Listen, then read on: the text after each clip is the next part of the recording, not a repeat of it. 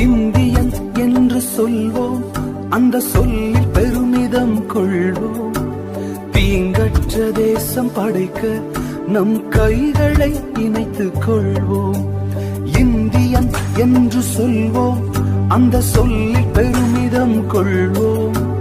தீங்கற்ற தேசம் படைக்க நம் கைகளை இணைத்துக் கொள்வோம்.